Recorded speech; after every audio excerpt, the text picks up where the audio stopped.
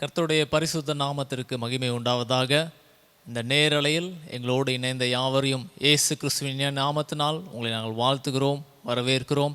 தேவன் தாமே உங்களை ஆசீர்வதிப்பாராக. இந்த வேளையிலும் தேவன் நமக்கு இந்த ஆராதனை ஆசீர்வதித்து கொடுக்கும்படியாக நாம் எல்லாரும் கண்களை மூடி கர்த்தரை நோக்கி பார்க்கலாமா? எங்களை நேசிக்கிற நல்ல தேவனே, ஆசீர்வதிக்கப்படுதான் அந்த நல்ல வேலையை துதிக்கிறோம், உண்மை நாங்கள் ஸ்தோத்திரிக்கிறோம். ஆண்டவரே, விசேஷமாய் இந்த ஆராதனைக்காக நம்ம பாதத்தில் வருகிறோம். ஆண்டவரே, இந்த ஆராதனை என் தேவனை ஆசீர்வதித்து கொடுப்பீராக. இந்த பரிசுத்த ஓய்வு நாளை எங்களுக்கு ஆண்டவரே பரிசுத்தமாக்கி கொடுப்பீராக. விசேஷமாய் ஆண்டவரே, தொடக்கம் முதல் முடிவு வரை உம்முடைய பிரசன்னம், உம்முடைய கிருபை, உம்முடைய மகிமை காணப்படும்படியாக நாங்கள் ஜெபிக்கிறோம். ஆண்டவரே, உம்மை துதித்து உம்மை பாடி ஆராதிக்கும் பொழுது பெரிய காரியங்களை என் தேவனில் செய்தருளுவீராக. மகிமையான காரியங்களை ஒவ்வொரு வாழ்க்கையிலும் காண கர்த்தரை அனுக்கிரகம் பாராட்டும்படியாக நாங்கள் ஜெபிக்கிறோம். ஆண்டவரே, ஒவ்வொருடைய வாழ்க்கையிலும் கர்த்தர் நீர் ஆண்டவரே பெரிய மாற்றங்களை, பெரிய மகிமையான காரியங்களை உணர கர்த்தரை அனுக்கிரகம் பாராட்டும்படியாக நாங்கள் ஜெபிக்கிறோம். விசேஷமாய் கர்த்தருடைய வார்த்தைக்காக நம்ம பாதத்தில் வருகிறோம். ஆண்டவரே, எங்களுக்கு வேண்டியதான தேவ மன்னாவை கர்த்தர் நீர் ஒவ்வொருவருக்கும் நிறைவாய் கொடுத்து ஆசீர்வதிக்கும்படியாக நாங்கள் ஜெபிக்கிறோம். ஆண்டவரே, ஒவ்வொரு வார்த்தைகளை பெற்றுக்கொண்டு ஆண்டவரே உமக்காய் ஜீவிக்க, ஆண்டவர் இந்த கடைசி நாட்களில் மகிமையுள்ள வாழ்க்கையை ஒவ்வொருவரும் வாழ கர்த்தரை அனுக்கிரகம் பாராட்டுவீராக. இந்த உலகத்தில் இருக்கும் நாட்களிலே ஆண்டவர் உமக்காய் மறுரூபப்பட்ட ஒரு ஜீவியத்தை நாங்கள் ஜீவிக்க எங்களுக்கு அனுக்கிரகம் பாராட்டுவீராக. பெரிய காரியங்களை செய்வீராக, நீர் மகிமைப்படுவீராக. இயேசுவின் மூலம் ஜெபம் கேளும் ஜீவனுள்ள நல்ல பிதாவே, ஆமென்.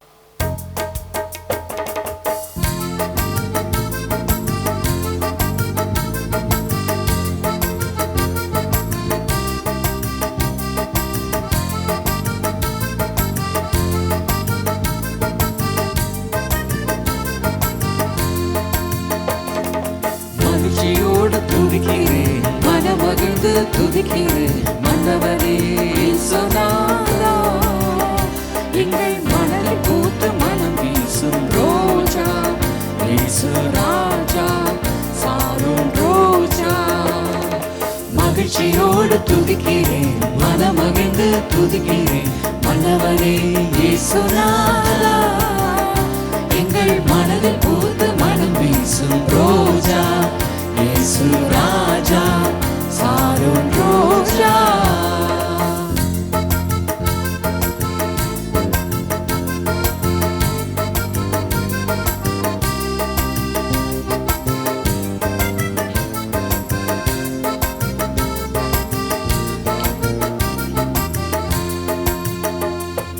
நாற்றமாக இருந்த வாழ்வை மாசமாக மாற்றினீரே, மாசமாக மாற்றினீரே.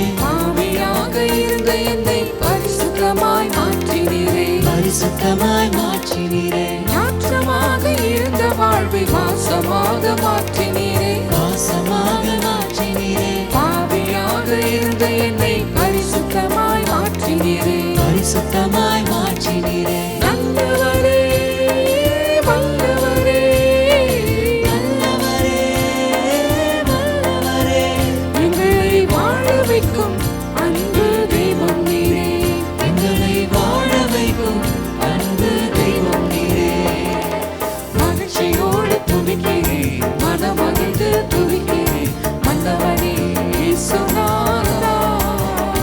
எங்கள் மனதில் பூத்து மனம் வீசும் ரோஜா, இயேசு ராஜா, சாரும் ரோஜா. மகிழ்ச்சியோடு துதிக்கிறேன், மனமகிழ்ந்து துதிக்கிறேன், மன்னவனே இயேசுநாதா, எங்கள் மனதில் பூத்து மனம் வீசும் ரோஜா, இயேசு ராஜா, சாரும் ரோஜா.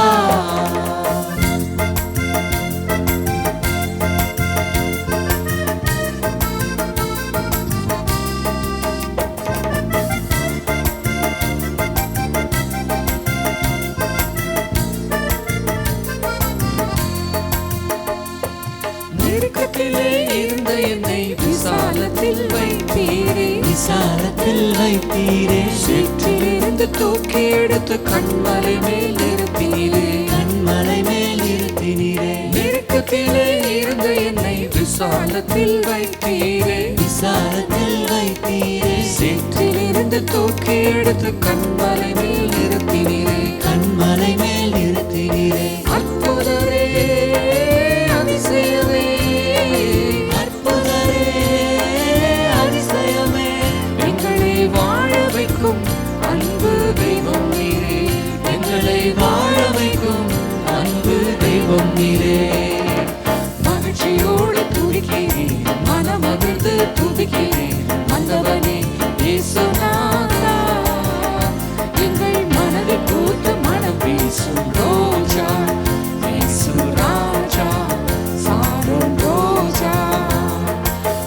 மகிழ்ச்சியோடு துதிக்கிறேன், மனமகிழ்ந்து துதிக்கிறேன். மன்னவனே இயேசுநாதா, எங்கள் மனதை பூத்து மனம் பேசும் ரோஜா, இயேசு ராஜா, சாரோன் ரோஜா.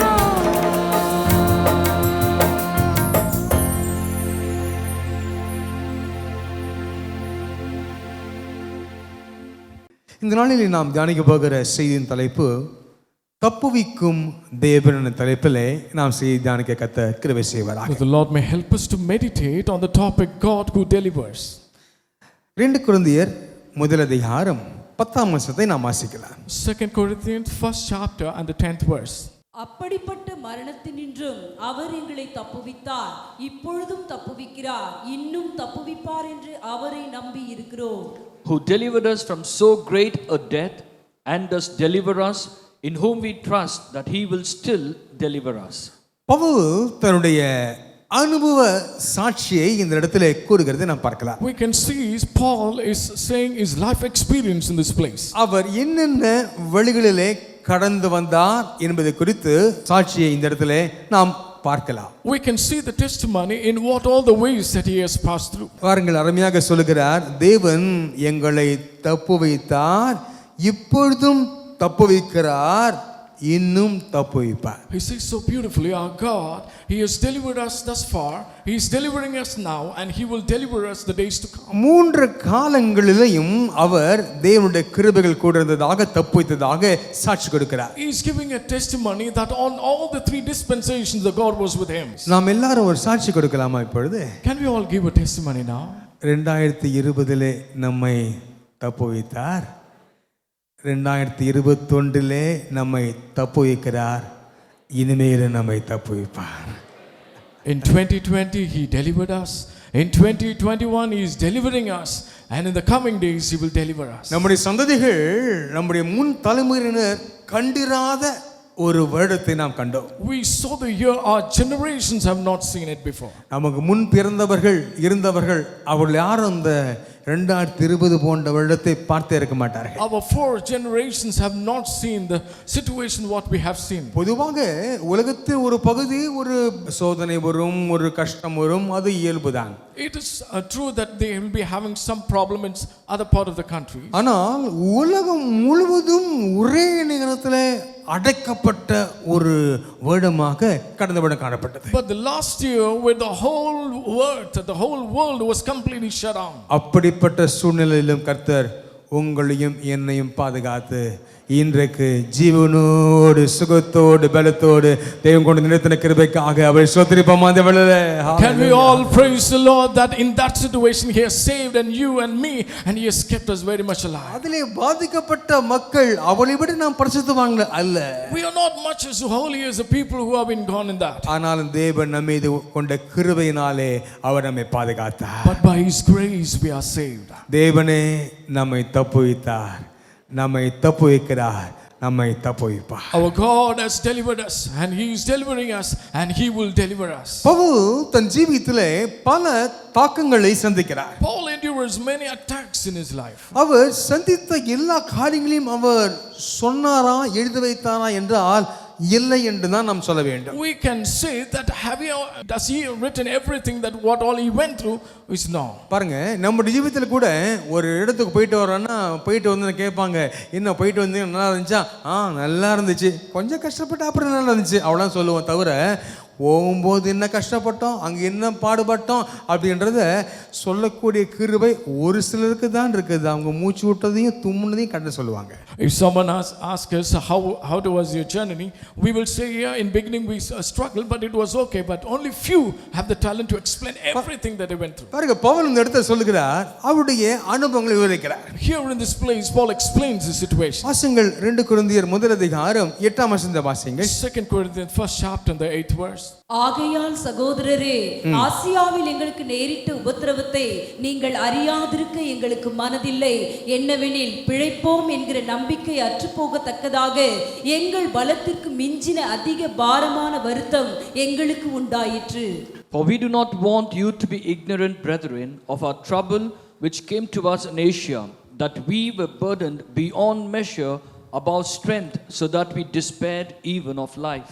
பவுலுடைய வாழ்க்கையிலே ஆசியா கண்டத்திலே அவர் இருக்கும் பொழுது நேரிட்ட காரியங்களை எடுத்து சொல்லுகிறார். In this place he explains what are the situations that he went around in when he was in Asia. அவர் வாழ்க்கை முழுதிலும் அல்ல, ஆசியா கண்டத்திலே அவர் இருந்த பொழுது நடைபெற்ற காரியங்களை சற்று எடுத்து சொல்கிறார். He is not saying everything that happened in his life, but what exactly happened when he was in Asia. பாருங்க, அதை மற்றவர்கள் அறியவில்லை, நீங்கள் அறியாதிருக்க எனக்கு மனதில்லை என்று அதை வெளிப்படுத்துகிறார். And he is very much explaining that you should not be ignorant for what happened that he was in Asia. சொல்லுகிறார், என்ன தெரியுமா, அதாவது பிழைப்போம் என்ற நம்பிக்கை அற்று போய்விட்டதுன்னு சொல்லுகிறார். We even lost the hope that we will be sparing our lives. அதில் முக்கியமாக நான் சொல்ல விரும்புகிற காரியம் என்னவென்றால், எங்கள் பலத்திற்கு மிஞ்சின அதிக பாரமான வருத்தம் எங்களுக்கு உண்டாயிற்று. There were burdens which were beyond our measure.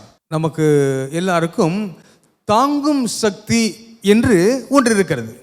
Everyone has an endurance level. ஒரு சில பிள்ளைகளே அந்த காலத்தை ஸ்கூலில் பார்ப்போன்னா டீச்சர்ஸ் போட்டு அடிப்பாங்க, என்ன அடித்தாலும் அவ்வளோதான், அப்படி சிரிச்சிட்டு அப்படியே இருப்பாங்க. அது பிள்ளைகளுக்கு தாங்குற சக்தி அது. There are children in the school when the teachers smooch them, they still stand still in the place where they are. ஆனால் சில பிள்ளைகளை வீட்டில் பெற்றோர்கள் அப்படி ஒரு முறை விட்டாலே அங்கேருந்து கண்ணில் தண்ணி ஊற்றும். But if children in the home when they are scared, they have tears from their eyes. அவங்களுக்கு தாங்க சக்தி அவ்வளோதான். It is only that much the endurance level is. சிலருக்கு பார்க்க நல்லா ஜெய்ஜாண்டிగా இருப்பாங்க, ஆனால் டாக்டர்கிட்ட போனால் ஒரு ஊசியை அங்கிருந்து அங்கே கொண்டு வரட்டும், அடுத்த நிமிஷம் அவங்க முருமாயிடுவாங்க. So some they will look very much gigantic, but when they bring the needle, they'll immediately break up. இவ்வளோ பேச்சு பேசுனேன், ஒரு ஊசியை பார்த்த உடனே மாயமாயிட்டியே. You talk so much, but when you saw a needle, you were so scared. அவங்க தாங்கும் சக்தி அவ்வளோதான். That was the endurance level. இங்கே பவுல் சொல்கிறார், அதாவது எங்கள் பலத்திற்கு மிஞ்சின அதிக பாரமானது. வார்த்தைகளை கவனியுங்கள் சற்று. Please listen to the word. Paul says there were burdens beyond our measure. எங்கள் பலத்திற்கு மிஞ்சின அதிக பாரமான வருத்தம் எங்களுக்கு உண்டாயிற்று. There were burdens which were beyond our measures. நீங்க தாங்குவீங்க அப்படின்ற ஒரு நிலை இருக்கும் அல்லவா, அதற்கு அதிகமான நிலை. It was the level that you can accept, but that is beyond this. ஆனால் அவருக்கு ஒரு நம்பிக்கை என்ன தெரியுமா? You know what was the hope what Paul has? திராணிக்கு மிஞ்சி தேவன் சோதிக்க மாட்டார் என்ற தேவனை விசுவாசித்தார், அந்த தேவன் தப்புவித்தார். He believes in God that he will not try him more than what he could bear. சரி, இந்த காரியங்கள் எல்லாம் பவுல் தன்னுடைய ஜீவிதத்திலே சந்தித்த உடனே இதை மக்கள் எவ்விதம், அதாவது எப்படியாவது தெரிந்து கொள்ள வேண்டும் என்று அவர் எதிர்பார்த்தார். But he expected after going all this that his people, his brethren should understand this. இங்கு பவுல் தன் அனுபவ சாட்சியை பகிர்ந்து கொள்கிறார். Paul is sharing his life experiences here. தனக்கு நடந்ததை எப்படியாவது மற்றவர்கள் தெரிந்து கொள்ள வேண்டும் என்று அநேகர் விரும்புவோம் அல்லவா, அதுபோல It is like how others we think that others should know about what we went through. குறிப்பாக நம்முடைய வீடுகளிலே பெற்றோர்கள் இருக்கிறோம் அல்லவா, உடனே காலையில் ஆரம்பிச்சிருவோம். என்ன தெரியுமா, அந்த காலத்தில் நாங்கள்லாம் ஸ்ட்ரீட் லைட் வெளிச்சத்தில் நாங்கள்லாம் படித்தோம். The parents at home they say we used to study in those days under the street lights. என்ன தெரியுமா, அவங்களுக்கெல்லாம் நல்லா படிக்கிறதுக்கு அந்த reading room, right, table, desk ஒன்றுமே இல்லை. அப்படி இருக்கிற சூழ்நிலையில் படித்தோம். சரி, பிள்ளைங்க சொல்லணும், இப்போ என்ன சொல்ல வர அதுக்கு அப்படி சொல்லணும் பிள்ளைங்க. They will be saying we didn't have a reading room, we don't have a desk, but the children will ask, what are you trying to say?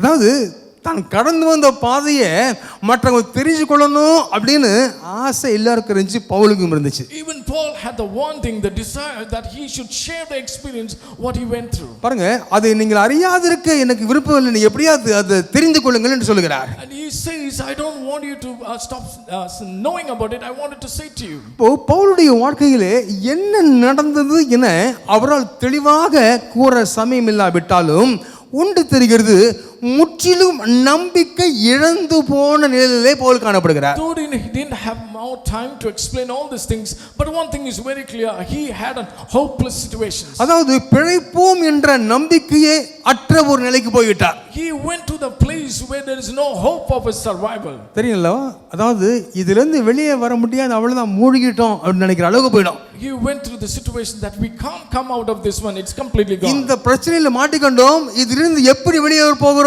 தெரியாது. We got into this problem, I don't know how am I going to come out of it. இவ்வளவு தூரம் நீச்சல் அடிச்சு வந்து இனிமே இதுல போய் மாட்டிக்க போறோம்னா அப்படின்ற நிலைக்கு நம்மில் அநேகர் வந்திருக்கிறோம். Many of us are like in a situation that we swim all this way, but we are caught. தப்பி பிழைப்போம் என்ற நம்பிக்கை அற்று போகிற சூழ்நிலை. It is a hopeless situation that we will not even survive. அந்த சூழ்நிலை ஒருவேளை பொருளாதார சூழ்நிலையாக இருக்கலாம், Maybe in an economic status how it will be, சில கடன் பிரச்சனையாக இருக்கலாம், maybe on debts, சில வியாதி பிரச்சனையாக இருக்கலாம். maybe on a sickness, என்ன பிரச்சனையாக இருந்தாலும் whatever the situation. தப்புவிக்கும் தேவன் நம்மோடு கூட இருக்கிறார். God who delivers us is with us. தப்பி பிழைப்போம் என்ற நம்பிக்கை நமக்கு இல்லாமற் போனாலும் என் தேவன் தப்புவிக்கிற தேவன் நம்மோடு கூட இருந்து நம்மை நடத்துகிற தேவனாய் காணப்படுகிறார். Where there is no hope of survival, our God who saves us, He will be with us. தேவன் தப்பிக்கொள்ளும் போக்கை உண்டு பண்ணுகிற தெய்வம் என்று வாசிக்கிறோம். We read that He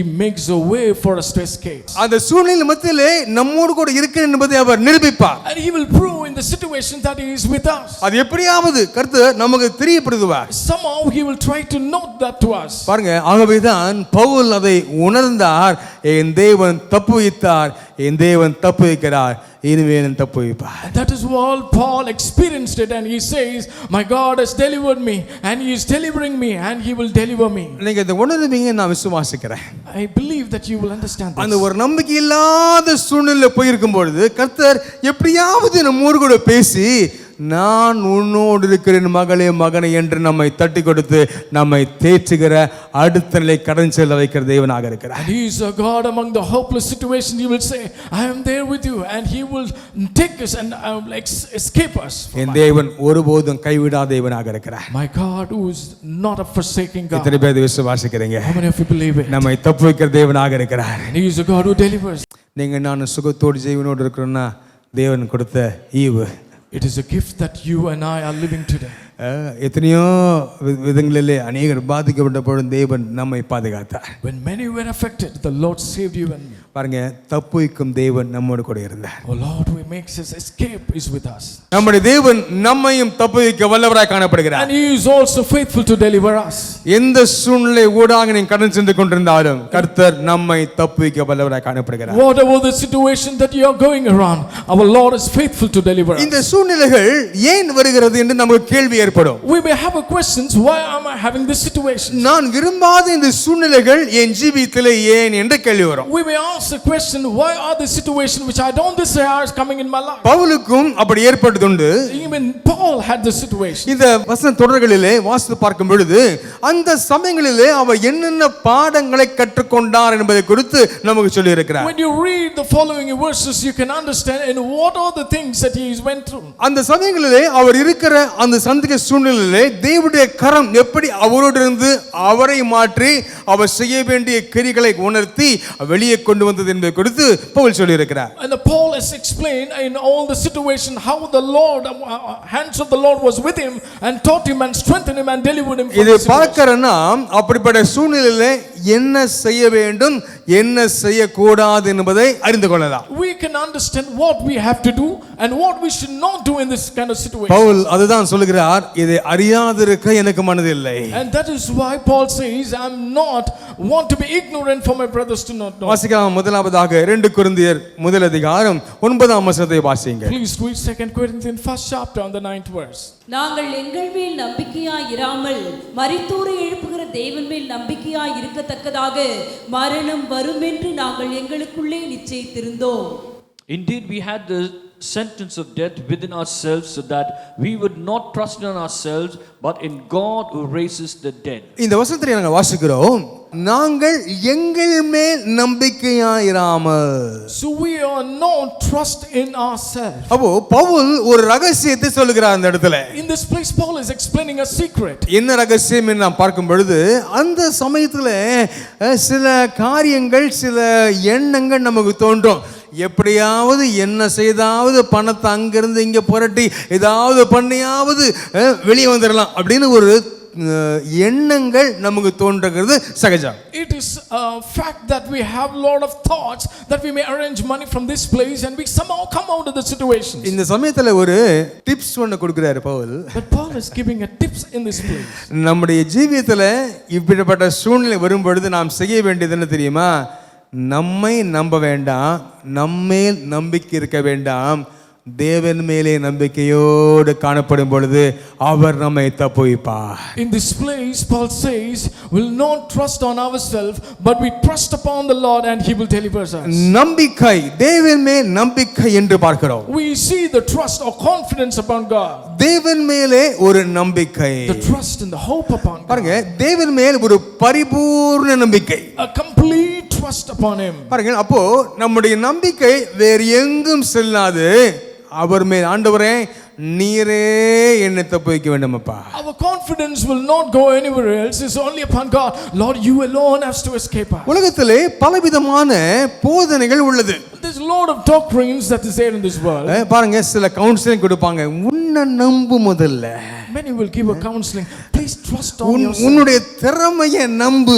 Believe on your wisdom. விட்டு விடாதே. Do not leave it. இது உலகத்தினுடைய ஆலோசனை. This is a counseling in this world. நல்லது, அது எடுத்துக்கொள்வோம், நல்லதுதான். It is good that we take it. ஆனால் வேதம் நமக்கு சொல்லுகிற ஆலோசனை என்ன தெரியுமா? But what is this counseling given by the scripture? நாங்கள் எங்கள் மேல் நம்பிக்கையாயிராமல் மரித்தோரை எழுப்புகிற தேவன் மேல் நம்பிக்கை இருக்கும் பொழுது அவர் நம்மை தப்புவிப்பார் என்று பார்க்கிறோம். We would not trust in ourselves, but in God who raised the dead, and He will deliver us. பவுலுடைய சூழ்நிலையை நாம் சற்று யோசித்து பார்க்கும் பொழுது அந்த அளவிற்கு எல்லாம் முடிந்தது என்று நினைத்து விட்டார். When we take the situations of Paul, we thought everything is over. உண்மையாகவே நாம் கூட கடந்த இடத்துல யோசித்தோம், மறுபடியும் இந்த நிலைமைகள் சீரடையுமா?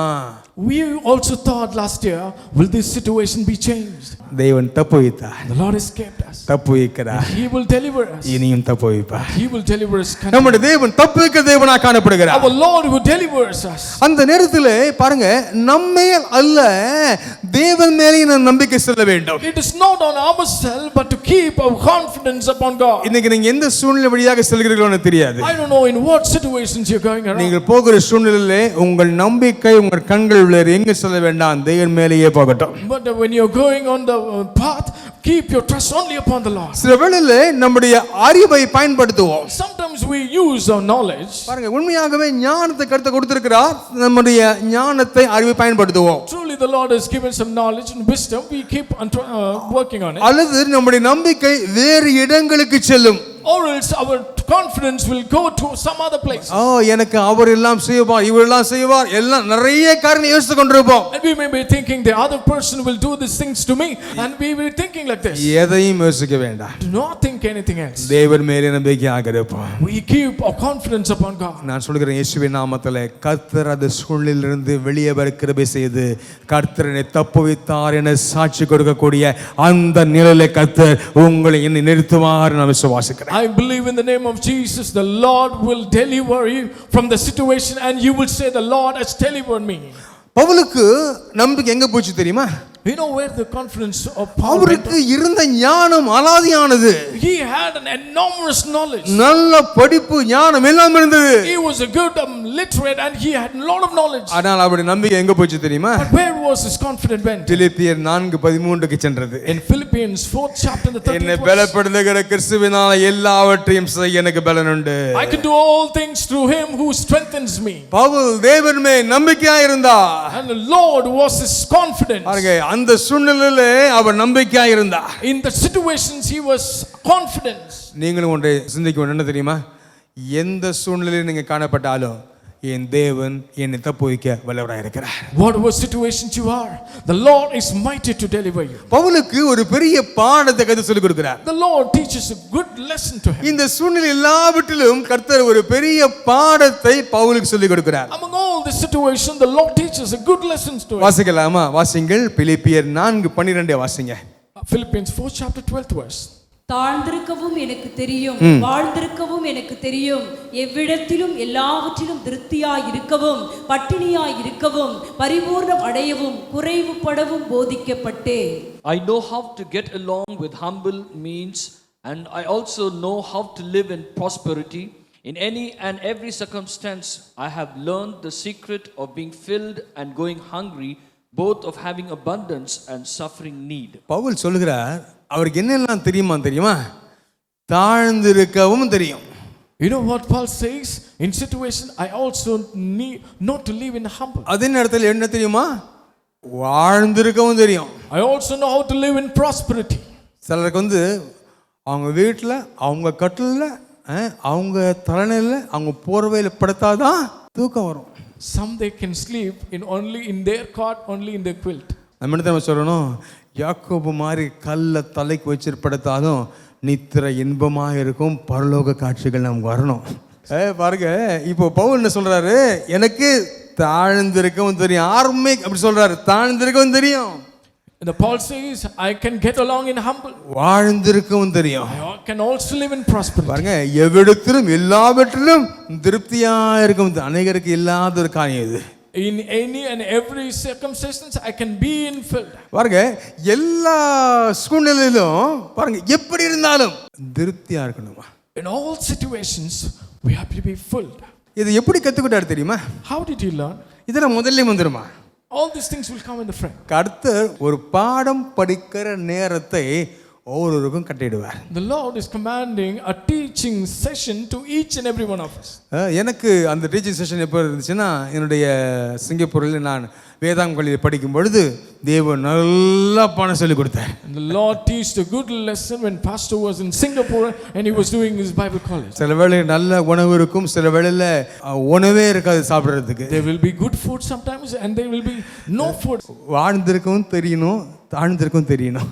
We have to get along in humbleness and also in பாருங்க, prosperity. தேவன் இந்த படிப்பை நமக்கு சொல்லிக் கொடுக்கிற இடம் ஒருவேளை உங்களுடைய குடும்பமாக இருக்கலாம், ஒருவேளை வேலை ஸ்தலமாக இருக்கலாம், ஒருவேளை என்னிடமாக இருக்கலாம். The teaching sessions might be in your family or maybe in your workplace or maybe any other place. ஆனால் பவுலை போல தேவன் நம்மை தப்புவிக்க வல்லவராயிருக்கிறார். But like how he was with Paul, he is mightier to deliver us. எந்த சூழ்நிலையிலும் அவரே நம் நம்பிக்கை.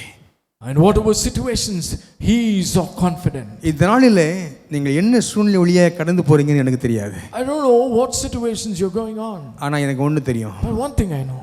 என் தேவன் தப்புவிக்க வல்லவராயிருக்கிறார். My God is mighty to deliver you. சில வேளையில் நாம் வெளியே வந்துட்டோமா என்று நமக்கே நம்ப முடியாத நிலை காணப்படும். Sometimes situations are like that.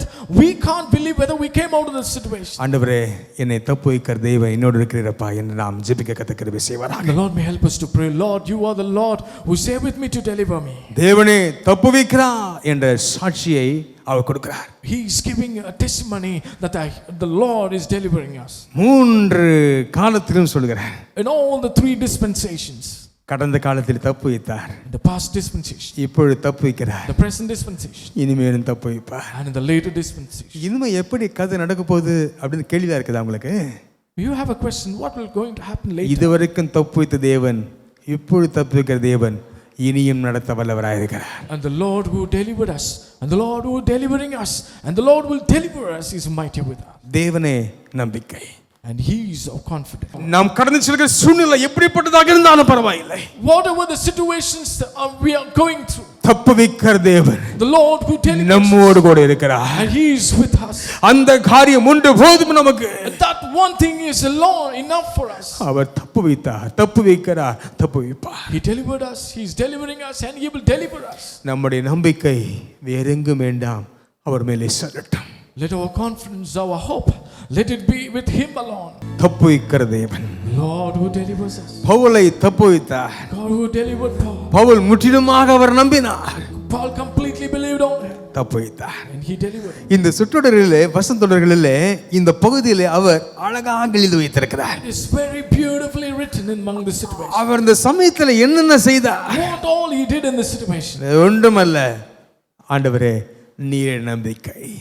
Nothing, Lord, you are my hope. சில சாதனைகளை செய்யும் பொழுது எப்படி செய்தீங்கன்னு கேட்கும்போது அவங்க சொல்லுவாங்க, நிறைய காரியம் நடக்குவாங்க. When they were doing something great, they'll ask, what did you do? They said many things. ஆனா நம்மகிட்ட கேட்டா வேற ஒண்ணும் இல்லை, கர்த்தரை நம்பினேன், அவர் என்னை பாதுகாத்தார். That's all. But if we ask, we'll say, we believed on God, nothing else. அந்த பாதையிலே அவர் வேறு என்ன செய்தார்? What all he did in this time of situation? அவருடைய நம்பிக்கை தேவனாக காணப்பட்டது. His confidence was with God. இரண்டாவதாக வாசியுங்கள், 2 கொரிந்தியர் முதல் அதிகாரம் 11ஆம் வசனத்தை வாசியுங்கள். 2 Corinthians, first chapter, the 11th verse. அநேகர் மூலமாய் எங்களுக்கு உண்டான தயவுக்காக அநேகரால் எங்கள் நிமித்தம் ஸ்தோத்திரங்கள் செலுத்தப்படும் பொருட்டு நீங்களும் விண்ணப்பத்தினால் எங்களுக்கு உதவி செய்யுங்கள். You also joining and helping us through your prayers, so that thanks may be given by many persons on our behalf for the favor bestowed on us through the prayers of many.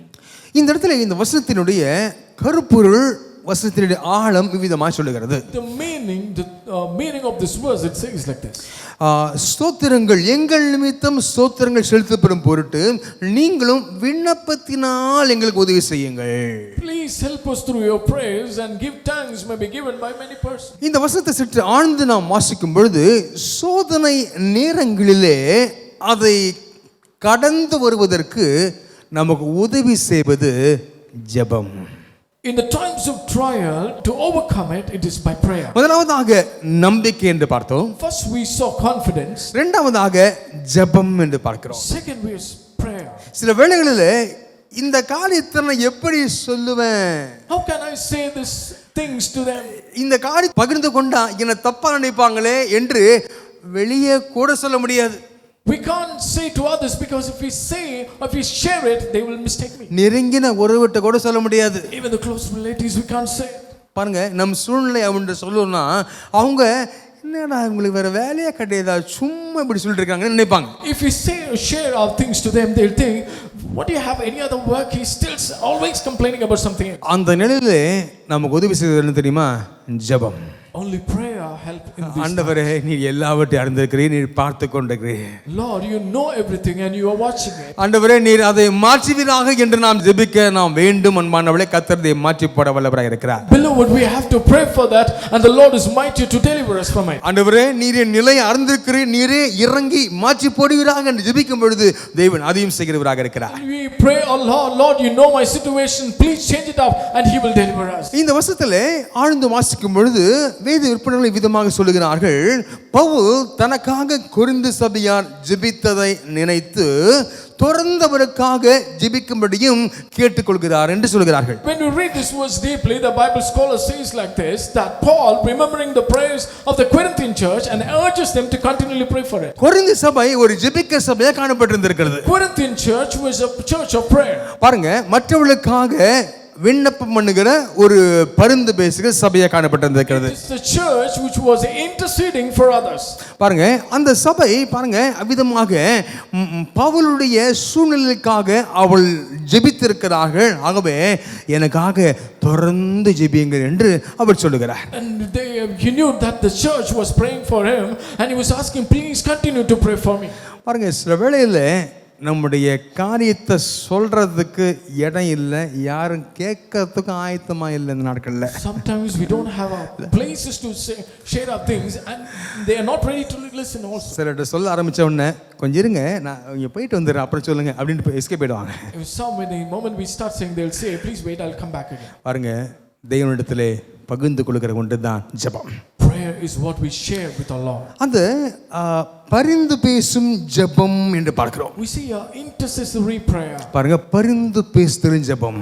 Intercessory prayer. பவுலுடைய வாழ்க்கைக்காக இவர்கள் தேவனிடத்தில் மன்றாடுகிறார்கள். They are interceding for a Paul to the Lord. அல்லது வேறு வார்த்தைகளிலே மன்றாட்டு ஜெபம். Or a supplicatory prayer. அதாவது ஜெபத்திலே பல வகை இருக்கிறது. அதிலே ஒன்று, எனக்கு அது வேண்டும் ஆண்டவரே, எனக்கு இது வேண்டும் ஆண்டவரே என்று ஜெபிக்கிறது ஒரு ரகம்.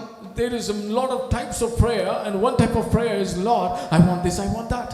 ஆனா இந்த இடத்துல பார்க்கிற ஜெபம் நம்முடைய தேவைக்காக அல்ல, மற்றவர்களுக்காக பரிந்து பேசுகிற ஒரு ஜெபத்தை நாம் பார்க்கிறோம். In this place, the prayer that we see, it's not a prayer for us, but for interceding for others. ஆண்டவரே, நீர் ஊழியர்களை பாதுகாத்தருளும் ஐயா என்று பவுலுக்காக இவர்கள் ஜெபித்திருக்கிறார்கள். And these people were praying for Paul, Lord, please take care of him. ஆண்டவரே, இவரை நீர் பாதுகாத்து இவருடைய எல்லா சூழ்நிலைகளிலே ஊழியத்தின் பாதையிலே அவரை நடத்துவீராக என்று இவர்கள் சொல்லி இருக்கிறார்கள். And the people are praying, Lord, please save him. அநேகர் ஜெபிக்கிற காரியம் என்ன தெரியுமா? ஆண்டவரே, எனக்கு அது வேண்டும், எனக்கு இது வேண்டும், எனக்கு என் குடும்பத்துக்கு வேணும், இது வேணும், ஜெபிச்சு உடனே முடிச்சிருவாங்க. What many are doing, Lord, I want this, I want that, and they'll finish the prayer. மன்றாட்டு ஜெபம் செய்ய கர்த்தர் நம்மை அழைத்திருக்கிறார். The Lord has called us to do an intercessory prayer. எதற்காக ஜெபிக்கிறோம் என்றால், Why we are praying? அந்த ஜெபத்தை நாம் செய்யும் பொழுது அந்த காரியத்திலே தேவ சித்தம் பூர்ணமாக நடைபெற்று அவருடைய சித்தம் விளங்கி ஒரு முடிவு ஆசீர்வாதம் காணப்படும்படியாக நாம் மற்றவர்களுக்காக பரிந்து பேசுகிறோம். When we are praying, when you're doing an intercessory prayer, the will of the Lord will completely happen and the will be fulfilled in here. பாருங்க, பவுல் கடந்த சூழ்நிலை அறிந்திருக்கிறார்கள், ஒரு அறியாமல் இருந்திருக்கலாம். அந்த சூழ்நிலையிலே அவருக்காக ஜெபிக்கிறார்கள். They know the situation, what Paul is going on, or maybe they may not know about it, but they were continually praying. ஒரு அனுபவத்தை உங்களை கேட்கிறேன். பாருங்க, திடீர்னு ஆவியானவர் தூக்கத்திலிருந்து நம்மை எழுப்பி ஒரு ஆளை காண்பித்து, ஒரு நபரை காண்பித்து, இவளுக்காக ஜெபி என்று நம்மிடத்தில் சொல்லியிருக்கிறாரா? ஒரு நல்ல அனுபவம் அது. Of the Lord, in the middle of the night, I waked you up and said, please pray for this person. ஆவியானவர் திடீரென்று நம்மை எழுப்பி இந்த சகோதரனுக்காக, இந்த சகோதரிக்காக, இந்த ஊழியத்துக்காக ஜெபி என்று சொல்லுவார். ஆனால் ஏன் அப்படி சொல்லுறாருன்னு நமக்கு தெரியாது. The Holy Spirit suddenly wakes you up and he'll say, pray for this person or pray for this ministry, but we will not know why it has been done. எனக்கு அடிக்கடி அது நடக்கும். Very often, Pastor, have this. பாருங்க, அவிதமாக தூங்கிக் கொண்டிருக்கும் பொழுது, அவிதமாக ஜெபித்து இருக்கும் பொழுது ஒரு சிலரை கர்த்தர் நினைவூட்டுவார். And when he was praying, a few people have been remembered. சில வேளையிலே தூங்கிக் கொண்டிருக்கும் பொழுது நீ தூங்க முடியாது, கர்த்தர் எழுப்பி ஒரு பாரத்தை கொடுப்பார். Sometimes when he was sleeping, the Lord gives a burden that he couldn't sleep more. எழும்பி அவளுக்காக, ஆண்டவரே என்ன சூழ்நிலை போறாங்கன்னு தெரியல, நீர் அவளை பாதுகாத்துக் கொள்ளும் என்று ஜெபிப்பதுண்டு. It is true that, well, Lord, we don't know what situation they are going on, but please take care of them. ஆவியானவர் எந்த வேளையிலே யாரு குறித்தும் பாரத்தை நமக்கு கொடுப்பார். The Holy Spirit will give that burden at any time. திடீரென்று இவளுக்காக JP, அதற்காக ஜெபி, தேசத்துக்காக ஜெபி என்று கர்த்தர் பாரத்தை கொடுப்பார். Suddenly the Lord will give the burden to pray for that person, for that family or for the land. அப்படி நாம் அந்த பாரத்தை நம்முடைய பாரமாக ஏற்றுக்கொண்டு நாம் ஜெபிக்கும் பொழுது, பரிந்து பேசும் பொழுது, கர்த்தர் அந்த காரியத்திலிருந்து ஒரு பரிபூர்ண விடுதலை கொடுக்க வல்லவராய் காணப்படுகிறார். But we take that burden as our own burden and we do that intercessory prayer, the Lord will deliver them. Pavul அவரை கேட்டுக்கொள்கிறார், ஜெபித்துக் கொள்ளுங்கள். Paul himself asking, please pray for me. பாருங்க, சில வேளைகளில் ஜெபங்கள் அது எவ்வளவு பெரிய நபராக இருந்தாலும் தேவைப்படுகிறது. So how much ever the great person here, but the prayer is very helpful. இந்த பிரச்சனையிலிருந்து பவுல் வெளியே வருவதற்கு முக்கிய காரியம் ஜெபம். Very important thing that Paul came out of it was prayer. அநேகம் பிரச்சனைகள் நம்மை சூழ்ந்து கொண்டிருக்கிறதா? இன்னும் நீங்கள் ஜெபத்திலே தரித்திருந்து ஜெபிக்க ஆரம்பியுங்கள். As many problems have surrounded you, continue your prayer.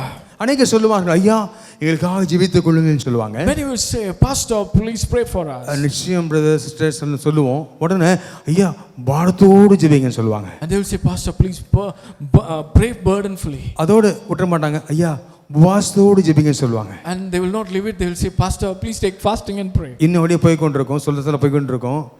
சரி, அப்போ எனக்கு தோணும், நீங்க என்ன பண்ண போறீங்க? Then Pastor will be thinking, what are you going to do? ஜெபத்தில் உதவி செய்யறதுக்கு நாங்கள் இருக்கிறோம். It is true that we are ready to help you in prayer. ஜெபிக்க வேண்டியது நீங்க ஜெபிக்கணும். You should do that prayer also. ஜெபத்திலே தாங்குவதில் நாங்கள் இருக்கிறோம். Pastor is there to help us in the prayer. பாரத்திலே பங்கெடுப்பதற்கு நாங்கள் இருக்கிறோம். We are ready to take part in that burden. Corinth சபை பவுலுடைய வாழ்க்கையிலே கர்த்தர் இடைபடும்படியாக, கர்த்தர் தப்புவிக்கும்படியாக ஜெபித்தார்கள். The Corinthian church, for Paul to be escaped and delivered, they were all praying. Parathodu ஜெபித்தார்கள். They praying with a burden. அன்பானவர்களே, கர்த்தர் நம்மோடு கூட இடைபடுவராக நம்முடைய வாழ்க்கையில ஜெபத்தை கொஞ்சம் இன்க்ரீஸ் பண்ணுவோம். The Lord may be with us and let us increase our prayer. சிலர் அப்படி சொல்லும் பொழுது நான் கேட்பேன், நீங்க குடும்பமா ஜெபிக்கிறீங்களா? Praying with family. அப்படி கேட்டவன், இல்லையா என் மகன் லேட்டா வருவான், அப்படி வரும் அப்படி வருவான், ஆக ஜெபிக்கிறது இல்லை. ஆமையா, முதல் ஜெபத்தை ஆரம்பிங்கன்னு சொல்லுவேன். And they will say, no, my son will come late, and some excuses will, but they will say, start doing your family prayer. திருமணங்களிலே நாங்கள் அறிவுரைகளை கொடுப்பதுண்டு, ஆலோசனை கொடுப்பதுண்டு. அதில் நாங்கள் சொல்கிற ஒரே காரணம் என்ன தெரியுமா? கணவன் மனைவி நீங்கள் இணைக்கப்பட்ட உடனே இரவிலே படுப்பதற்கு முன்பதாக கரம் பிடித்து ஜெபிக்க ஆரம்பிங்க. In the weddings we usually give a counsel before you lay down in the bed, start doing your prayer. என்ன சூழ்நிலையாக இருந்தாலும் தேவன் வெளியிலே கொண்டு வர தப்புவிக்க வல்லவராய் இருக்கிறார். Whatever the situations, he is mighty to deliver us. அவரையே சார்ந்து கொள்ள வேண்டும். We have to lean upon him. பாருங்கள், இந்த சோதனையின் பாதைகள், இந்த பிரச்சனையின் பாதைகள் நமக்கு சில படிப்பினைகளை சொல்லிக் கொடுக்கிறது. And this type of situation teaches some lessons. பாருங்க, நல்ல படிப்பு இனிமே இப்படி செய்யக்கூடாதுன்னு ஒரு படிப்பு. A good learning from henceforth we should not do like this. விதமாக நல்ல ஆவிக்குள்ளே வளர்ந்தவர்கள் சில எதிர்ப்புகள் வரும் பொழுது ஒரு படிப்பினையாக எடுத்துக்கொள்வார்கள். So when the spiritual people, when these kind of problems come, they take it as a lesson. மற்றவங்க சொல்லுவாங்க ஏன் இது வந்துச்சு அப்படின்னு சொல்லுவாங்க. ஆனால் நல்ல ஆவிக்குள்ளே வளர்ந்தவர்கள் அந்த பாதைகளை ஒரு படிப்பினையாக எடுத்துக்கொள்வார்கள். பவுலை போல நமக்கு சாட்சி கொடுக்கிறார் அந்த இடத்துல. And those who are grown up in the spiritually, they will take it as a lesson in each and every situation. வேறு ஒன்றுமல்ல, என்ன பிரச்சனை என்றாலும் கர்த்தரையே சார்ந்து கொள்ள கர்த்தர் சொல்லிக் கொடுக்கிறார். And the Lord teaches them whatever the situation to lean upon him. கர்த்தரையே சார்ந்து கொள்ள படிப்பிக்கிறார். He teaches them to come lean upon him. சில வேளைகளில் நம்முடைய வாழ்க்கையிலே பல நம்பிக்கைகள் இருக்கும். We have a lot of hope in many situations. பல நம்பிக்கை இருக்கும். இந்த பிரச்சனை ஏற்பட்டுச்சுன்னா இங்கே போகலாம், கிளியராக சால்வ் பண்ணுவாங்க. If you have this problem, we can go here, they will clearly solve it. இப்படி வந்துச்சுன்னா அவுட்ட போய் சொன்னா அப்படி சால்வ் பண்ணுவாரு. If this situation comes like this, I can go there, we will solve it. நிச்சயமா அந்த சோதனை வரும். Truly this kind of trials will come. ஏன் ஆபிரகாமுக்கு வந்துச்சு. Why it came to Abraham? பாருங்க, ஆபிரகாமை கர்த்தர் கல்தே தேசத்திலிருந்து ஊரிலிருந்து கர்த்தர் நான் காண்பிக்கும் தேசத்துக்கு போ அப்படின்னு சொன்னாரு. And the Lord said to Abraham, go to the land where I show you. அங்க போன உடனே போகும்பொழுது இவர் கொஞ்சம் யோசித்திருக்கிறாரு, என்ன பண்றதுன்னு யோசித்திருக்கிறாரு. Maybe he would have thought, what should I do? காரணம் என்னன்னா, அவர் மனைவி அழகானவள். Because his wife was beautiful. அவருடைய ஆஸ்தியெல்லாம் கொஞ்சம் நிறைய இருக்குது. அதனால எல்லாத்துக்கும் ஒரு பாதுகாப்பு வேணும். There should be a perseverance for all the wealth that he had. அதனால நல்ல திடகாத்திரமா இருக்கிற லோத்துவையும் கூட்டிட்டு போலாம் அப்படின்னு ஒரு தீர்மானம் பண்ணாரு. He took a decision, okay, Lot who's mightier will also take him. ஏன்னா தேவன் எங்க போக சொல்றாரோ தெரியாது. அதனால இவர் கூட்டு போனா எனக்கு கொஞ்சம் உதவியா இருக்குமே அப்படின்னு கூட்டு கிளம்புறாரு.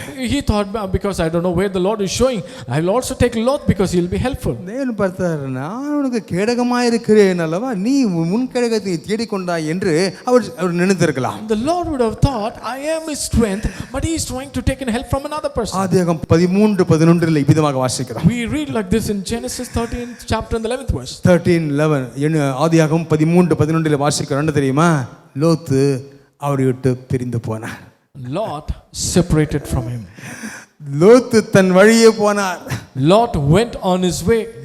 ஆண்டவரே, உம்மை நம்புவதற்கு பதிலாக லோத்துவை நம்பிவிட்டேனப்பா. Lord, to trust upon you, I'll trust it on Lord. சில வேளைகளில் நம்மை நம்புகிற மக்கள் நம்ம விட்டு போவாங்க தெரியுமா? Sometimes the people who believe, they leave us and go. அதாவது இந்த நபரை எல்லாம் பண்ணுவார் அப்படி நம்பிட்டு இருந்திருப்போம். They will be trusting that this person will do this thing to நம்ம us. ஒரு பாடம் சொல்லி கொடுக்க வேண்டும் என்பதற்காக தான் கர்த்தர் சில வேளையிலே அனுமதிப்பார். To teach you a lesson, the Lord will allow the situation. லோத்து பிரிஞ்சு போன உடனே ஆபிரகாம் வாழ்க்கை அஸ்தமித்து போச்சா? Was the days of Abraham was lost after Lot went away? அதற்கு பின்பதாகத்தான் தேவன் அநேகம் வாக்குத்தத்தங்களை கொடுத்து நான் உன்னை அரணாக கேடகமாக இருக்கிறேன், நீ செல் என்று சொல்லி தேவன் ஆபிரகாமின் சந்ததியை இன்று வரைக்கும் கர்த்தர் பாதுகாத்து நடத்தினாரே. என் தேவன் பாதுகாத்தவர், பாதுகாக்கிறவர், பாதுகாப்பவர் என்பார்களே. And the Lord gave Lord of promises, and he was his strength and his refuge, and he blesses, and he continually the blessed generation of Abraham. 2 Samuel 16:23 வாசிக்கிறோம். We read in 2 Samuel 16 chapter 23rd verse. தாவீது அகித்தோப்பேலை நம்பினார். David trusted Ahithophel. Ahithophel ஒரு ஞானமுள்ள மனுஷன். Ahithophel was a wise man. அவர் சொல்லுகிற ஆலோசனைகள் அவ்வளவு அதிகமாக இருக்கும். His counsels were beautiful what he says. சில பகுதிகளில் எக்ஸ்பர்ட்ஸ் எல்லாம் இருக்காங்க தெரியுமா, அவங்க கொடுக்குற ஆலோசனைகள் பா இதெல்லாம் நான் யோசித்தே பார்க்கலையே அப்படின்னு சொல்ற அளவுக்கு இருக்கும். And some when they give a counsel, I didn't even think about it, beautiful it is. அவர் நம்பின அகித்தோப்பேல் துரோகம் பண்ணினார். The Ahithophel betrayed him who he trust.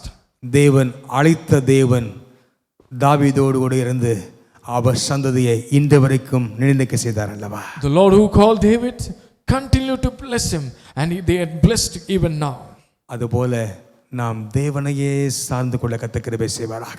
Same like that, the Lord may help us to lean upon him. ஆண்டவரே, நான் உம்மையே சார்ந்து கொள்ள கிருபை செய்வீராக. Lord, help me to lean upon you alone, Lord. நம்முடைய சிந்தை சில வேளையில அலைபாயும். Maybe our thoughts will be wandering. இதுக்கு இப்படி முடிவு எடுக்கலாமா அப்படி எடுக்கலாமா, சில வேளைகளில் பல இடங்களுக்கு ஓடும். Can I take a decision like this or that? It may wander. ஆனால் ஒன்று ஜெபத்திலே கர்த்தரத்தை கொண்டு செல்வோம்.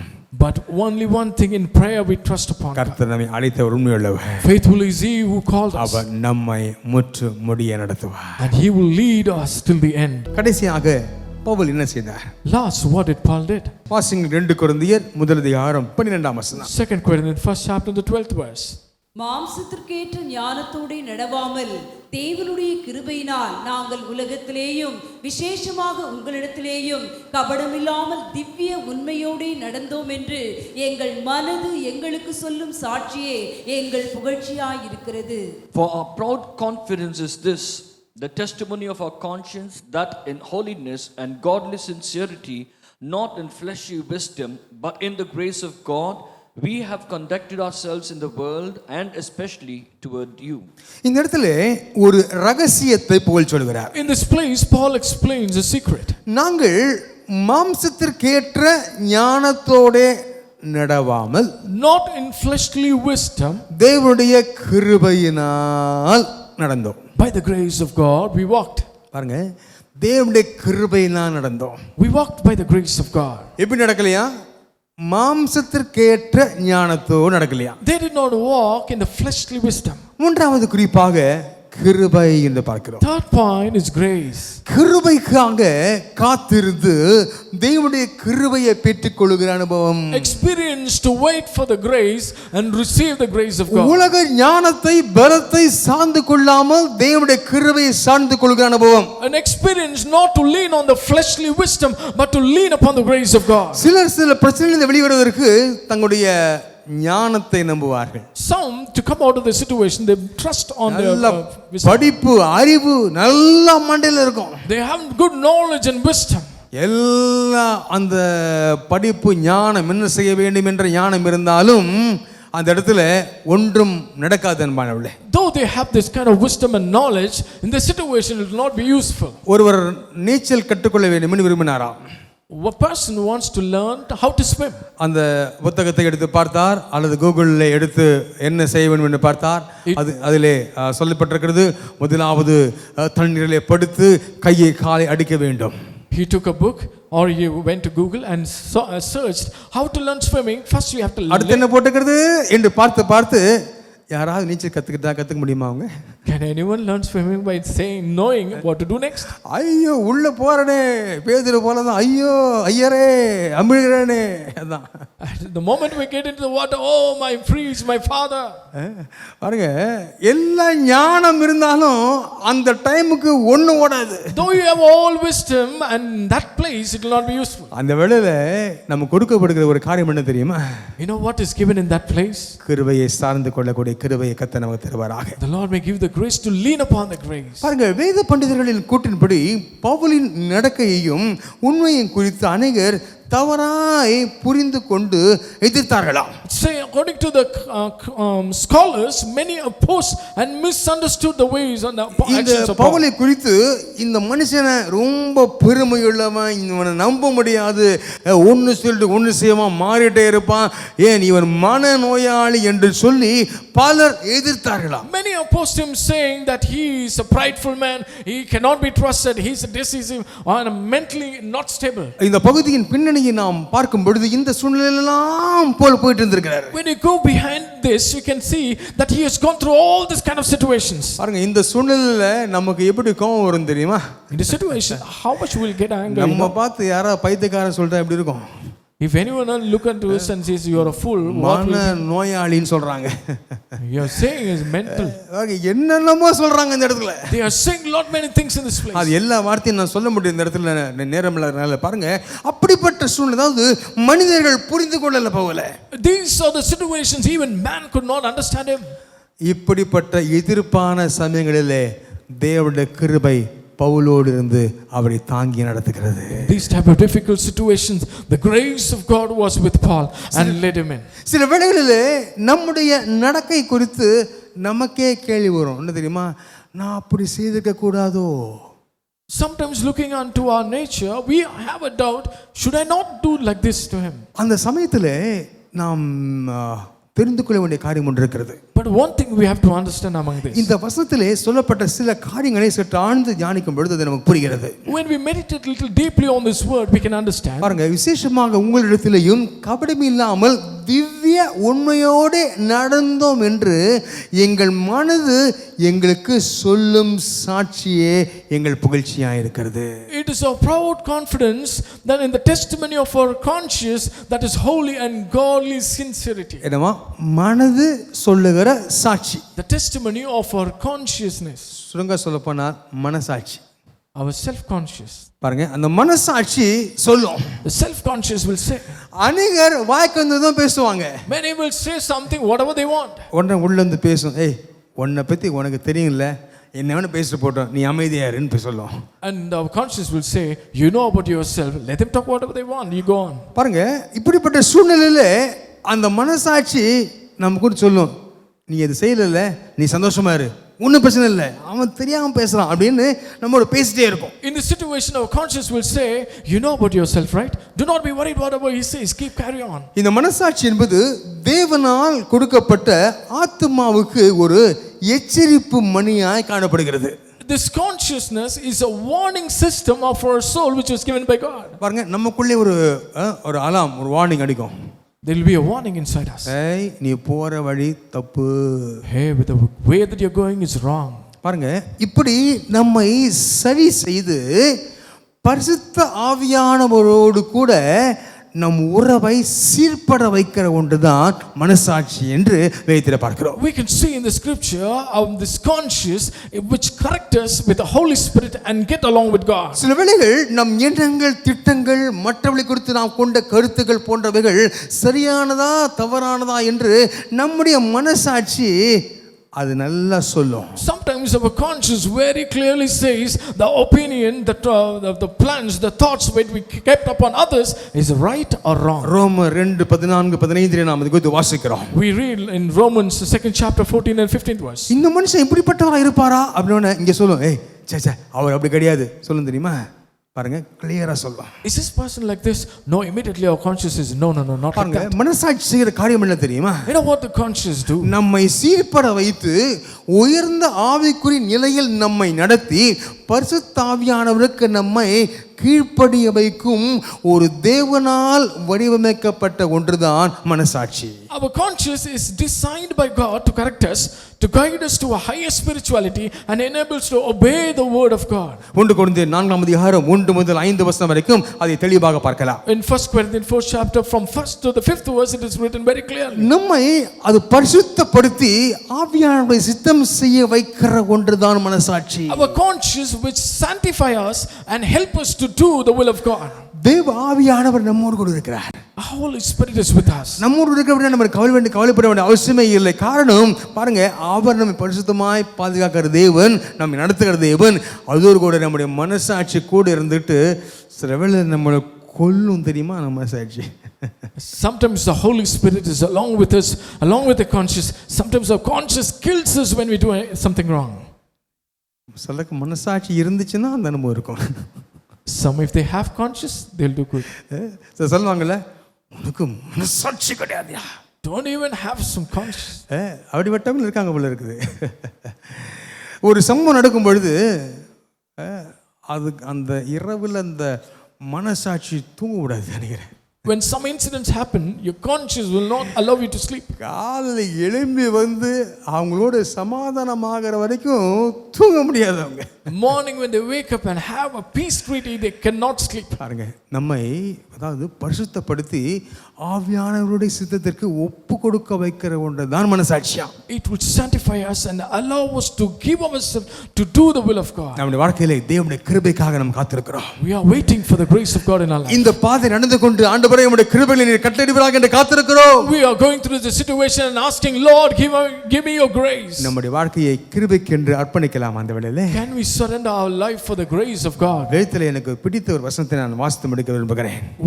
We want to finish reading a beautiful verse in the Bible. அப்போஸ்தலர் 14:26 வசனத்தை வாசிக்கும் பொழுது, Acts 14 chapter 26 verse. தாங்கள் நிறைவேற்றின கிரியைக்காக தேவனுடைய கிருபைக்கு ஒப்புவிக்கப்பட்டு அந்தியோகியாவுக்கு வந்தார்கள்.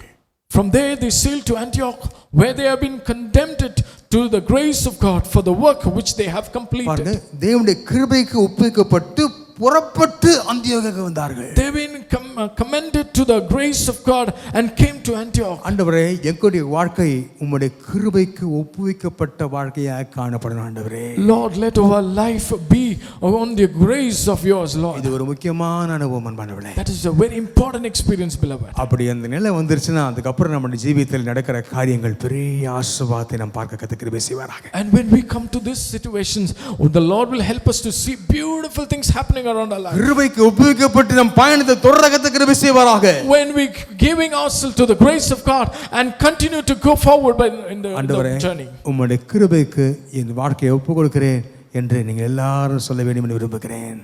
We want everyone to say, Lord, I surrender for your grace. சொல்லுங்க பார்க்கலாம், ஆண்டவரே கிருபைக்கு என்னை ஒப்புக் கொடுக்கிறேன். சொல்லுங்க. Lord, I surrender for that grace. எங்கள் நேசிக்கிற நல்ல பிதாவே, இந்த வேளைக்காய் நன்றியோடு துதிக்கிறோம் ஐயா. Father who loved us more, we thank you for this moment. தப்புவிக்கும் தேவன் என்று பார்த்தோம் ஐயா. We saw the God who delivers us. ஆண்டவரே, அந்த பாதையிலே பவுல் ஆண்டவரே உம் மீது நம்பிக்கை இருந்தாரே, அதே நம்பிக்கை எங்களுக்கு தருவீராக. Lord, when he went on the situations, he was confident upon you. Give us that confidence, Lord. நம்பிக்கைகள் மாம்சத்தில் அல்ல, உம் மீது இருந்தது.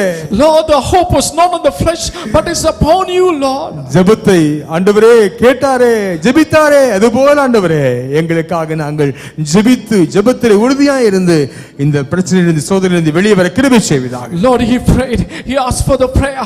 Help us to continue in prayer and help us to come out of this situation. உம்முடைய கிருபைக்காய் நாங்கள் காத்திருக்க கிருபை செய்வீராக. Oh, help us to wait upon your grace. மாம்சத்தில் கேட்ட ஞானத்தோடு அல்ல, தேவ கிருபை எங்களை ஆண்டு கொள்வதாக. Lord, the fleshly wisdom, Lord, let your grace surrender us, Lord. அப்பா, உம்முடைய கிருபை அனிதரும் நாங்கள் ருசித்து நாங்கள் இந்த பிரச்சனையிலிருந்து வெளியே வர கிருபை செய்வீராக. Lord, help us to taste your grace and come out of this situation. ஆண்டவரே, உம்முடைய கிருபையை நாங்கள் உணர்ந்து ஆண்டவரே நடக்கிற காரியங்களை நாங்கள் மேற்கொள்ள கிருபை செய்வீராக. Help us to understand the situation and come out of it, Lord. நீரே எங்களோடு You be with us, Lord. எங்களை காத்துக்கொள்ளும். Save us, Lord. தப்புவித்தீர், Deliver us, Lord. தப்புவிக்கிறீர், You will deliver us, Lord. தப்புவிப்பே. And you will deliver us later. இந்த வார்த்தை அப்ப நிறைவேற கிருபை செய்யும். Let this verse be fulfilled, Lord. இயேசுவின் நாமத்தில் பிதாவே, In Jesus' name. ஆமென்.